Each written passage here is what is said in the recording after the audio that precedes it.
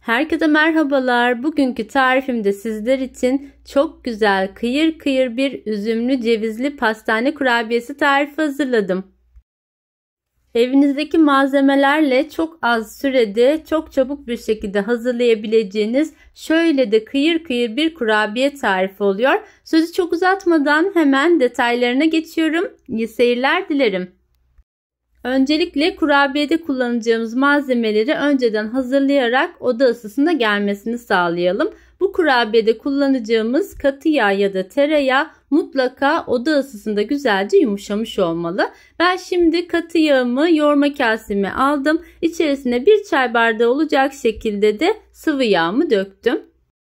2 tane yumurtanın 1 tane sarısını üzeri için ayıralım ve sonra kalan kısmını da yoğurma kasesine ilave edelim. Şöyle bir karıştırdıktan sonra da içerisine 1 su bardağı olacak şekilde pudra şekeri ekledim.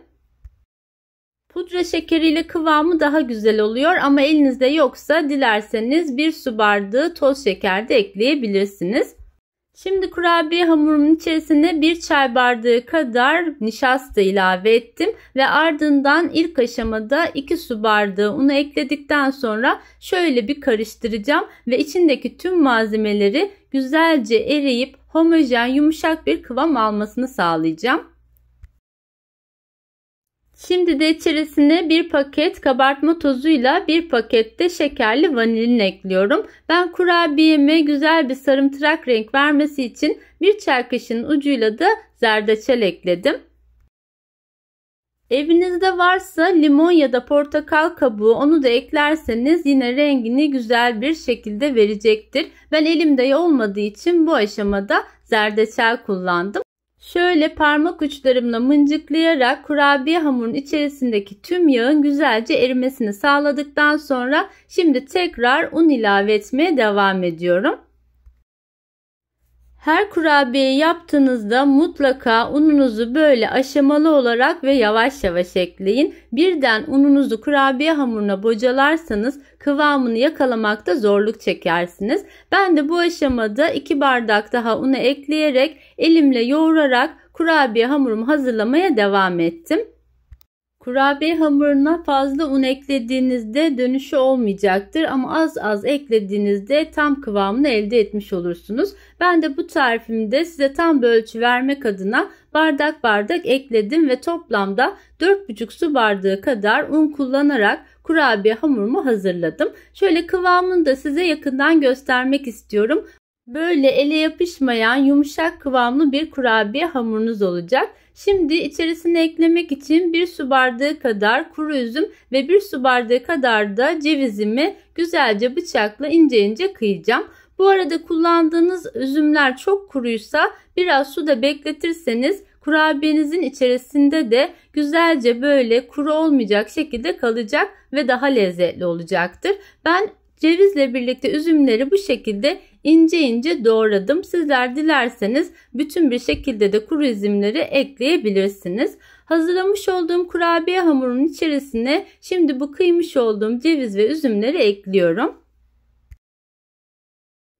Varsa elinizde kuru kayısı ya da kuru dut, bu da çok güzel yakışıyor. Dilerseniz onlarla da yine bu kurabiyeyi hazırlayabilirsiniz.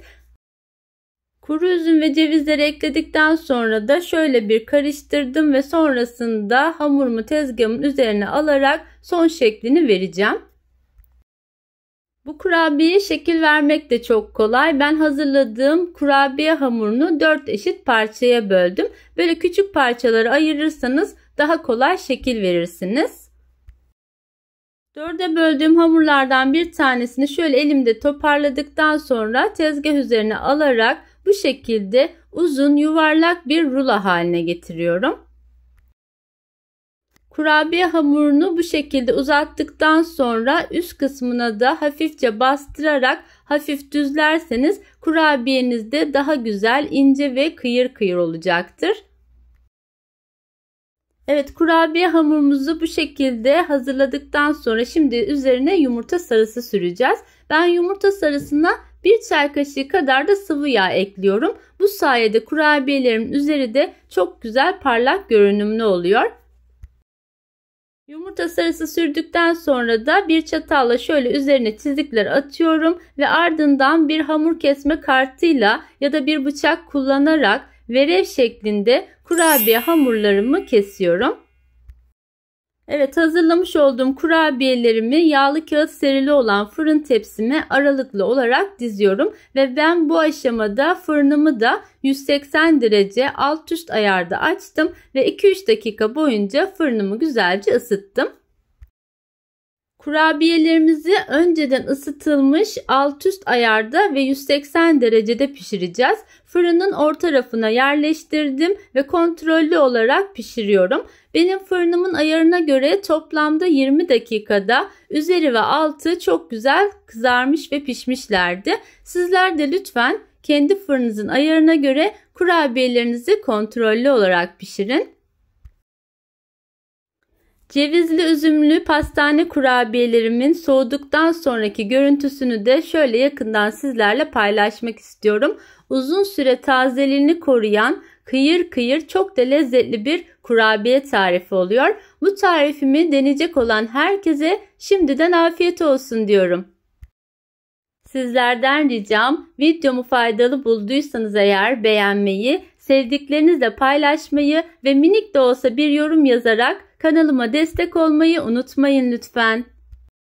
Birbirinden pratik ve lezzetli tarifler için kanalıma abone olabilir ve bildirim zilini aktif hale getirebilirsiniz. Başka güzel tariflerde görüşmek üzere. Hoşça kalın.